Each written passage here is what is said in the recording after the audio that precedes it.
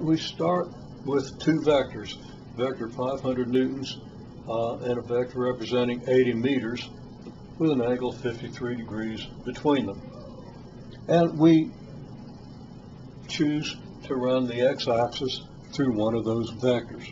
So the choice was made to run the x-axis through the 500 newton vector. So, and then the choice has to be made, well, does the x-axis go this way or this way, which is the positive x direction? Again, that's an arbitrary choice, and people chose to put the x direction here. Now, having chosen the x direction and having chosen to put the origin of our coordinate system at the point where the two vectors are at what we've chosen as the initial point of the two vectors, the y-axis has to go counterclockwise from the x-axis. It's what we call a right-hand coordinate system. If our x-axis is here, our right hand moves around to the y-axis in the counterclockwise direction. The y-axis is counterclockwise to the x-axis at 90 degrees. So we have no choice but to put the y-axis here. Now, having created a right-hand coordinate system, we know our rule for finding the components of a vector. And what we want to do is we want to find the components of this 80-meter vector. So we measure the angle to that 80-meter vector, starting from the positive x-axis, going around counterclockwise. We find that the angle is, well, it's going to be, if we went around all the way, it'd be 360, but we have 53 degrees back this way, so the angle is 360 minus 53 degrees, or 307 degrees. Now, we just can mindlessly calculate the x and the y components. We don't have to worry about pluses and minuses. They will come out of the calculation. So the x component is 80 meters times the cosine of 307 degrees. That's 48 meters. The y component, 80 meters times the sine of 307 degrees, is negative 64 meters. So we sketch those coordinates using yellow to indicate those coordinates. This coordinate is the y coordinate, and that's negative 64 meters. And the x coordinate here is 48 meters.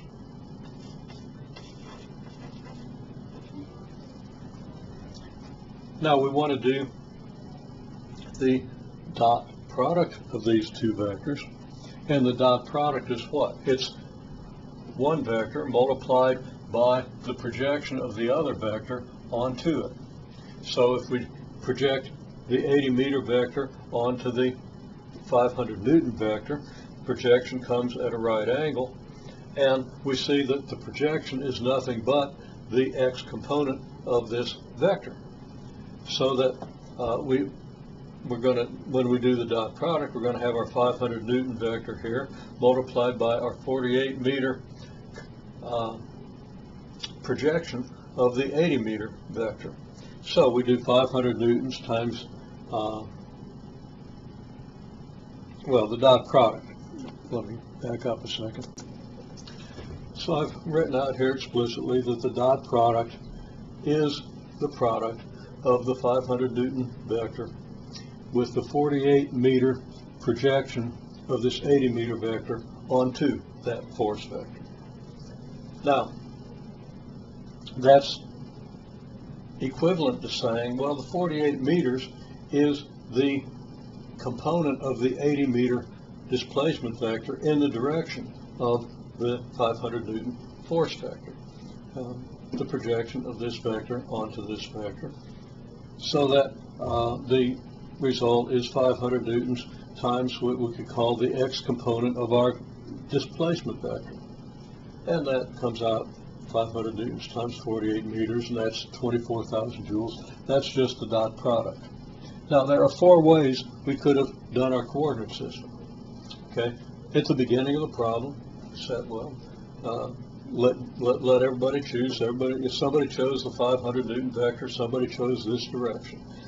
Had they chosen the 500 newton vector in this direction, well, the angles would have then been different. The y-axis, of course, would have been 90 degrees counterclockwise from the x-axis. The whole coordinate system would have been flipped around like this. The x-axis here, the y-axis here.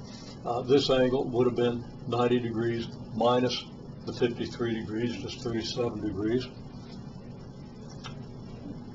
So all that stuff would have changed, but in the end, the dot product, or the, what you get if you take the x component of this vector and multiply it by this vector, which is along the x-axis, would still be the same.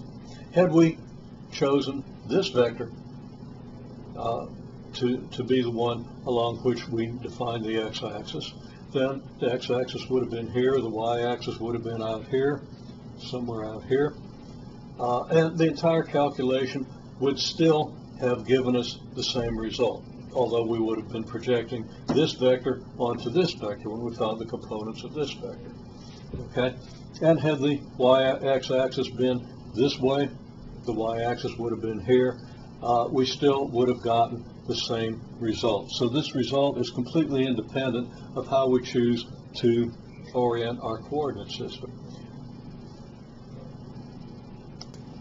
And had we chosen our coordinate system in the direction of the 80-meter vector, had we chosen the x-axis in the direction of our 80-meter vector, then the x component of our force vector would have been the projection of the force vector onto the 80-meter vector, or onto the line of the 80-meter vector. And that would have been the component of the force parallel to the 80-meter vector.